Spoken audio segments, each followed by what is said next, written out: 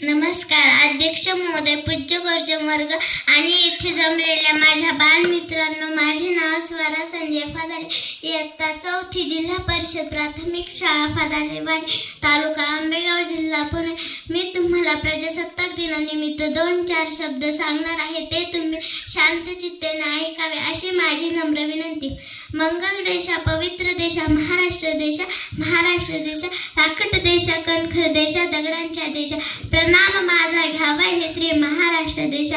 राखट कणखर असे शब्द कानी पडतात, डोळ्यांसमोर येतो तो म्हणजे अफाट सह्याद्री, ज्याच्या अंगा खांद्यावर घेऊन आमच्या पूर्वजांनी पराक्रमाची बाजी लावत सुवर्ण इतिहास घडविला. गड आणि किल्ले म्हटले की प्रथम आठवतात ते म्हणजे छत्रपती शिवाजी महाराज आणि त्यांचे अथक कष्ट करणारे मावळे. अहो, आता सारख्या सोयी सुविधा नसताना कसे बांधले असतील हे गड किल्ले? उत्तर एकच, महाराजांवर असणारी अपार श्रद्धा आणि निष्ठा. महाराजांनी नुसते स्वराज्य नाही तर सुराज्य निर्माण करण्याचा हेतू उराशी बाळगून 18 पगड जाती सर्वांना बरोबर घेऊन स्वराज्य निर्माण केले. अहो, आपल्या महाराष्ट्रातच कितीतरी गड किल्ले आहेत. रायगड, राजगड, प्रतापगड, शिवनेरी, लोहगड. बोलता बोलता दम लागला.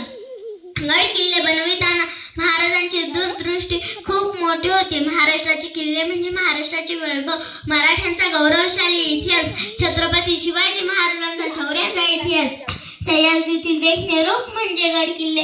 छत्रपती शिवाजी महाराजांचा चालता बोलता इतिहास म्हणजे गड किल्ले.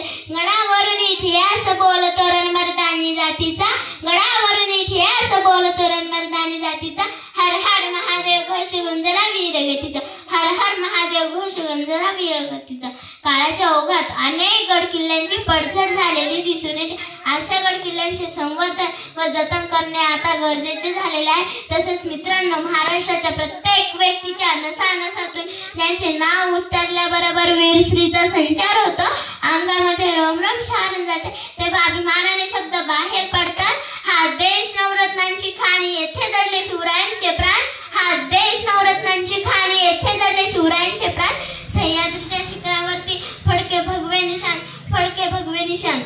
परंतु मला शंका यायला लागते की हे स्वराज्याचे निशाण असलेले हे स्वराज्य काळाच्या पडद्यात नष्ट तर होणार नाही ना? कारण मुस्लिम राजवटीच्या आक्रमणाखाली ज्या गड किल्ल्यांनी संवर्धन केला, छत्रपती शिवाजी महाराजांचे स्वप्न सत्यात उतरवले, त्याच गड किल्ल्यांची अवस्था पाहिली तर आज म्हणती ती दुट्ट, वाढलेले गवत, काटेरी झुडपे, पडलेल्या भिंती, अस्वच्छ असलेले बुरुज, छप्पर उडालेले मंदिर, दुर्गंध सुटलेले तलावातील पाणी, अक्षरशः कचराकुंडी झालेले हे गड किल्ले. हेच आहेत का शिवरायांचे वारसे?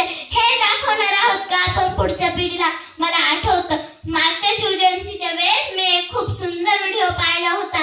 त्या व्हिडिओमध्ये एक लहान मुलगा आणि त्याचे काही मित्र किल्ला बांधायचं ठरवतात. ही गोष्ट तो घरात जाऊन आपल्या वडिलांना सांगतो. त्याच्या वडिलांना खूप आनंद होतो. आपला मुलगा किल्ला बनवणार.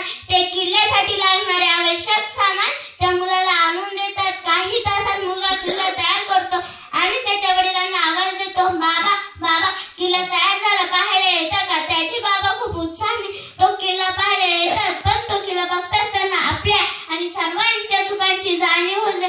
कारण त्या किल्ल्यावर कचरा, भिंतींवर कोरलेली नावे, दारूच्या बाटल्या हे सगळं होतं. तेव्हा त्याचे वडील त्याला विचारतात, काय रे बाळा, तू असा किल्ला का बनवणार? तेव्हा तो मुलगा उत्तर देतो, बाबा मागच्या वेळेस जेव्हा आम्ही किल्ला पाहायला गेलेलो ना, तेव्हा तो असाच होता म्हणून मी असाच किल्ला बनवला. याच्यात त्या चिमुकल्याची तरी काय चूक? कारण आत्ता गड किल्ल्यांची अवस्था अशी झालेली आहे की पुढच्या पिढीलाही चुकीचा इतिहास कळतोय. अहो, मायेने हात फिरवलेल्या गडकोट किल्ल्यांचे संवर्धन छत्रपती शिवाजी महाराजांनी पोटच्या लेकराप्रमाणे केले. म्हणूनच त्यांचे संवर्धन आपले आद्य कर्तव्य आहे आणि येणाऱ्या काळाची गरज आहे. गडावर गेल्या शिवकाळात गेल्याचा वास होतो. धाडसाने भरलेली माती भाळी लावताच नवी प्रेरणा मिळते. म्हणूनच म्हणावेसे वाटते, गड किल्लेच आहेत दीपस्तंभ शिवविचारांचे, गड किल्लेच आहेत दीपस्तंभ शिवविचारांचे. भावी पिढीला मी